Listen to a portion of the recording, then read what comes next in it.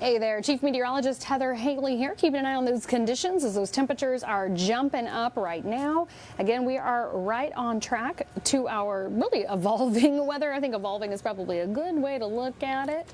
Here in the WVLT newsroom, we've got so much to talk about, kind of break down for you. I think is a good way to look at it, deep dive. However you want to look at it. There's just so much changing and evolving between now and the next couple hours, this afternoon, tomorrow morning. So we wanted to just take some time to chat with you here. I'm actually pulling up the WVLT Facebook page right now. So if you have any questions, feel free to ask. I'll kind of jump back and forth. In some cases, the graphic I'm about to show you might answer your question as well, especially if you're trying to ask about your town. I've got you covered. I've got all of our custom forecast graphics queued up here for you. You can also open the WVLT First Alert Weather app. We actually post custom videos on individual topics there and then update you and send you messages.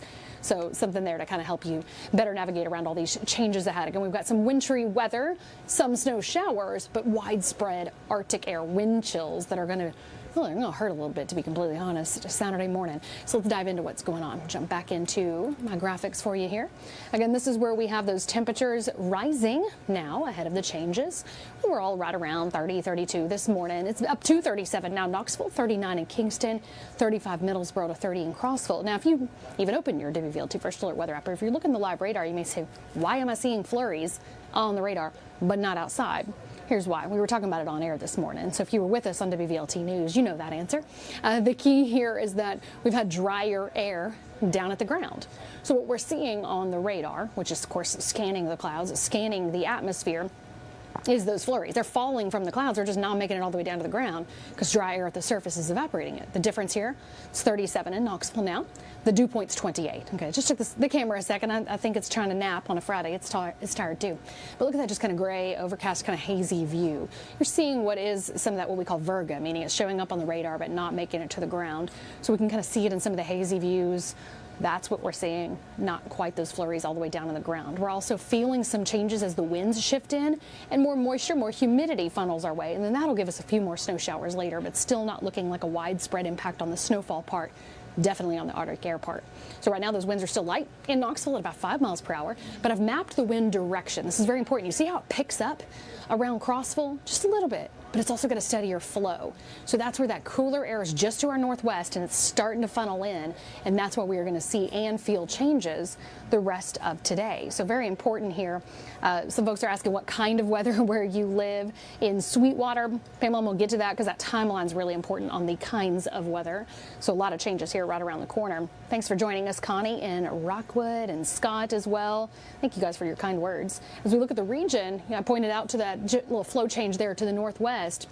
Look at that where it's 34 in Nashville and 32 in Louisville, 30 Jackson. So there's some of that cooler air with some bands of snow showers to the northwest as well. All that still has to drop in. So over the next couple hours, temperatures are going to kind of drop a little bit. It's going to be a little bit of a harder drop this evening, to be completely honest. But that does mean you're going to start feeling more of the wind chill as we move into the afternoon.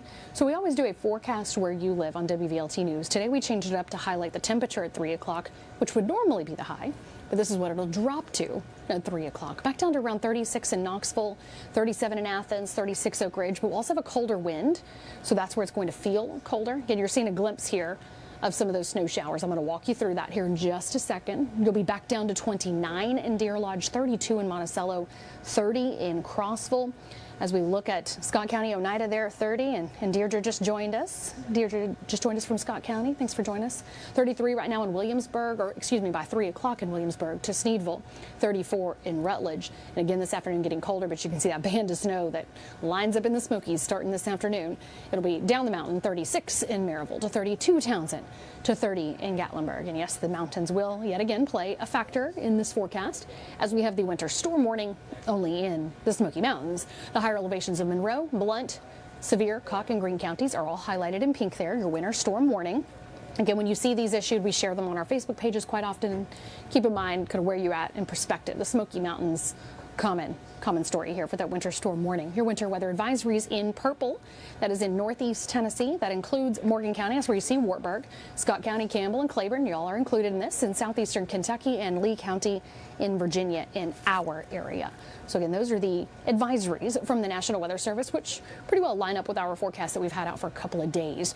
Here's that timeline. Moving forward, the 11 o'clock hour, some of this light flurries is trying to change over to a little bit of a drizzle in the valley, but that's the best we can do. It's very, very light. Few light flurries midday, northeast Tennessee trying to make it to the ground. As it goes up into the Smokies and the air isn't as dry, it can actually start going ahead and snowing and continuing to snow as more moves in later. So by the 1 o'clock hour, we'll see some of that mixing down low, some light snow showers northeast Tennessee, becoming moderate snow showers going up into the Smokies. So you can see that change here as we walk through even the 1 o'clock hour for this afternoon.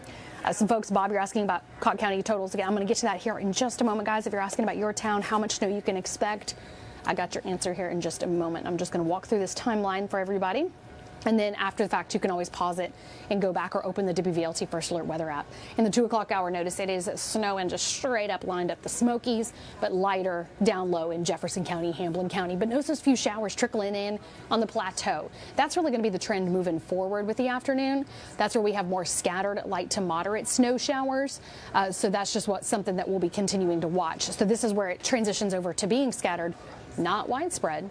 Light to moderate snow showers, again, on and off. So that's why we really don't have high snowfall or even more organized snowfall widespread in our area. Notice around the 5 o'clock hour, we just have some spotty kind of mixing to light snowfall. A few more snow showers start to trickle our way this evening. Got a couple across Crossville to Steveville to Harlan. Again, more of that scattered pattern, light to moderate snow showers continuing to move in. Deborah, you're asking how's the weather for Heritage High School 2 to 3 p.m. for your pep rally. Just walked you through it again. You've got a few light snow showers in that hour as temperatures drop. More of a cold wind there. So the impact will really be slow building with these snow showers going into the evening and then the widespread impact of the cold air. Tonight, notice we'll have a few light to moderate snow showers continuing. Again, not widespread, becoming actually more isolated only to the mountains by the early morning hours. What will then be widespread again is that Arctic air. So here's that snow map some of you were asking about. So you can kind of find your spot on this map. Here's one way to look at it. I'm going to kind of show you some of the model data, but this is still tweaked a bit to match our forecast where we customize it for you here. This is a snow forecast where you live, where I'm going to zoom in so I can show you some of those variations around parts of our area, not just by region, not just by terrain, but by county. Because when we get snow showers, that means you can get little pops up in some light to moderate snow showers. You could get a dusting in parts of McMinn, but then the other side of town, nothing. A couple of those light showers in parts of the valley, just some flurries. Again, other parts, nothing. Slide up onto the plateau. That's where we're still seeing a few of those light to moderate snow showers for your afternoon. Again, if you're asking about how much for your county, this is your answer. Ray and Deborah, thanks for joining us for Morgan County. So if you guys are asking how much, Thomas and Pigeon Forge, this is your answer right here. We've got some of those light to moderate snow showers along the plateau to the Tennessee-Kentucky line here, zooming in on every county in our area. You can see that at the Tennessee-Kentucky line. Notice there's just a couple of streaks that are a little bit more blue to purple. Again, we take that into account on our custom snowfall map. That's where you just get a couple more snow showers that kind of streak through the same spot. Snow banding is what we call it. And that's where we're seeing just a couple of those bands there. And then, of course, the persistent snowfall in the Smokies, hence the winter storm warning, where that's going up to the mountain tops. Really, the tops of the Smokies, you go up 5,000 feet. Yeah, they can easily have 6+ inches of snow. But I want to focus on the mountains that folks live on, like English Mountain in Sevier County, for example. Those are the mountains where you jump up around 2,000 feet, like Campbell County, 3,000 feet, some of these mountains 4,000 feet. So that's where you could easily have a couple of inches of snow on those mountains. So big differences there going up those hillsides and mountains. So here's our summary graphic for that custom snowfall potential in our area as a whole. Notice again, we're taking into account that very light snow potential in spots. Southern to Central Valley, 0 to a dusting, if you will, 1/4 of an inch. Traced to a 1/2 inch around the Central Valley to Northeast Tennessee, seeing a few of those spots. Then it jumps up to about a 1/2 inch to an inch on parts of the plateau to the Tennessee-Kentucky line. There's that band there at the Tennessee-Kentucky line where it's isolated higher amounts. And then, of course, the mountains of Harlan County. And then going up the mountains along the foothills there as well, very important. Sarah's asking what time does this start? I just walked through that timeline forecast. This afternoon, guys, this is when we have these snow showers starting to develop, but this slow rolls to build up to this total snowfall potential by Saturday morning. So this isn't a quick shot, all of a sudden gone, done. Ruby says, I want snow in Knoxville. I grew up here. I've been saying that most of my life. As we go into the evening hours, keep in mind the cold air is rolling in. But by 6 p.m. it's already 32. But this is where those cold winds really are important, because this is when we're going to start feeling some of the wind chills that are a little harsher already, and it's just going to keep getting stronger while you're sleeping tonight. Already be 21 at 8. So, a good safe, heat source is important starting this evening. Something you might want to keep in mind. Do you have some faucets on exterior walls? Do you live in a mobile home? Those are some things you might want to keep in mind, because tonight we're going to drop to 17. The wind chills, though, are going to be below 0 to around 5. So I've got some really good advice here. Meteorologist Kyle Grainger was with us this morning. He got some good tips for you on what you need to keep in mind when it comes to those pipes on a night like tonight. You're in a mobile home and you have air blowing across your drains, that water builds up and freezes up, and then you can have a drain problem and flood your house that way. So you want to make sure you got good drains. Again, keep the air off your pipes and so forth. So again, that good reminder, if you've got my kitchen sink, for example, is on an exterior wall, that's one that I might want to drip, and you can even drip it into a pot or a pan so it doesn't feel like it's a complete waste. But that's just something to keep in mind. It is a good advice because it keeps it moving and it keeps it from freezing. Moving water doesn't freeze the same as still water, especially in these small little canals like the pipes for our kitchen sinks. So just keep that in mind as we do move forward with tonight, and those temperatures drop again to 17. All right, but the wind chills are what are even more harsh. So by the morning, a lot of you are asking, what about conditions? What's that going to look like? Well, by the morning, we could have some patches of ice. I don't want to say it's a positive, but winds will help to kind of whip away some of those puddles. But we still could have patches of ice, obviously, with temperatures at 17. Snowy mountains, again, some snow on back roads and hills as you go up into those higher elevations. So let's focus on those wind chills, since this is the biggest impact in our area. By Saturday morning, this is where it's going to feel really cold. Honestly, this is the part I don't like, because my dogs wake up about 5 a.m., so I already know what's going to happen when I open that door in the morning. My dogs are inside. They're safe and warm. We're going to talk about some tips for that if you have pets that are outside. But by the morning, it's going to feel like 4 in Knoxville. Zooming in here, another custom forecast where you live. It's going to feel like 1 in Madisonville and Athens. It's going to feel like 0 in Harriman at 8 o'clock Saturday morning when we're done cooling down. It's going to feel like 3 in Townsend. But look at these bands of below 0 wind chills. 7 below Crossville, 3 below Robbins, 3 below La Follette. Very, very cold wind chills below 0 all along the Tennessee-Kentucky line as well. So just keep all this in mind. This is what we're kind of preparing for. This is why I don't want to open the door, but I got to let the dogs out in the morning. Wind chills at 5 below Powell Valley to 1 below in Morristown, right around 0 for a wind chill Dandridge to 4 in Sevierville. Again, another custom feels like forecast where you live. So that's where we have to keep in mind, are we prepared? Do we have a safe heat source? Because by the morning, yes, we have these single digits to below 0. By the midday, now it still feels like it's closer to 10 to 12 in the valley. It feels like single digits outlining the valley and our higher elevations. So it's really important to keep that in mind. That's where it feels like teens to 20s then in the afternoon. And again, those are our wind chills.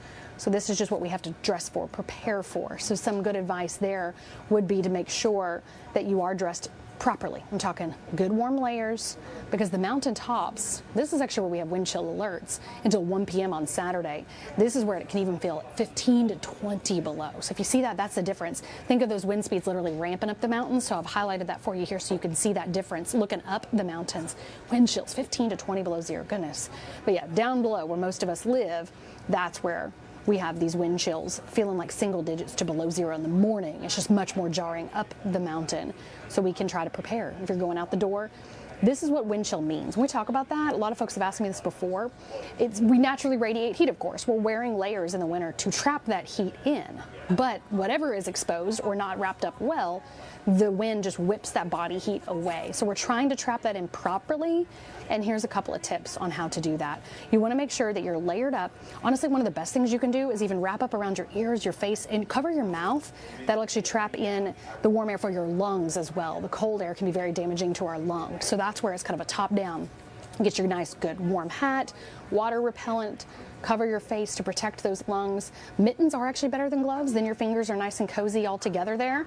And of course, making sure that you cover up really well as we move forward with those loose-fitting layers all layered up in those warm wool socks. So as I mentioned, it's not just about us, it's about our pets. Meteorologist Kyle Grainger got some really good tips on making sure that any outdoor animals are safe. That bedding is going to get the moisture out of the air, and that's going to freeze in the blanket.